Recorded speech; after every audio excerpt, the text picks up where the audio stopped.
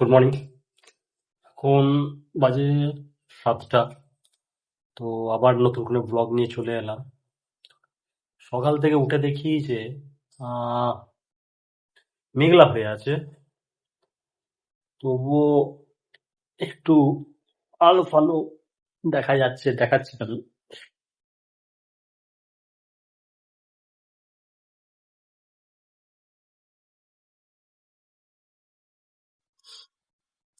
দেখতে পাচ্ছেন আকাশটা খুব একটা সুবিধে নয়।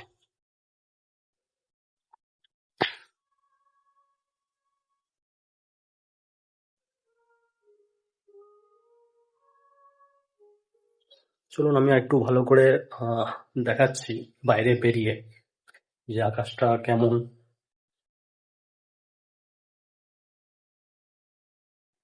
চলুন ছাদে যাই,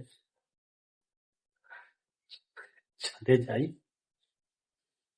ছাদে গিয়ে দেখাই পরিস্থিতিটা কেমন আছে না আছে। দেখুন,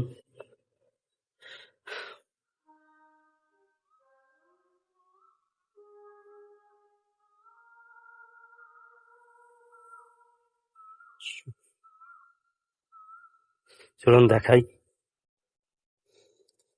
চাষবাস তো করেছি, তো দেখিয়েছি, সেই ভিডিওটা একটু দেখাই।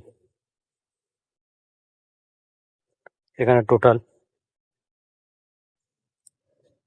ঝিঙে গাছ, ওইদিকে আছে লাউ, কুমড়ো, বরবটি, আর ওইদিকে আছে পুঁই শাক, মুগ কড়াই, পেঁপে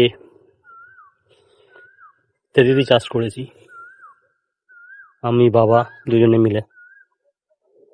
বেশিরভাগ বাবারটাই সময় দেয়।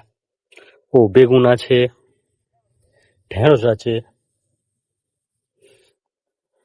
এখানে মা ফুলের গাছে চাষ করেছে।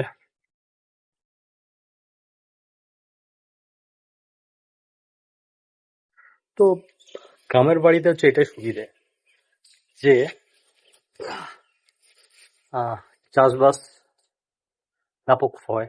মাটি বাটি শহরের মানুষেরা, ওনাদের তো দোষ নয়, আহ ওনারা তো পায় না সেই জায়গা মতো চাষবাস করার মতন টাটকা সবজি খাওয়া।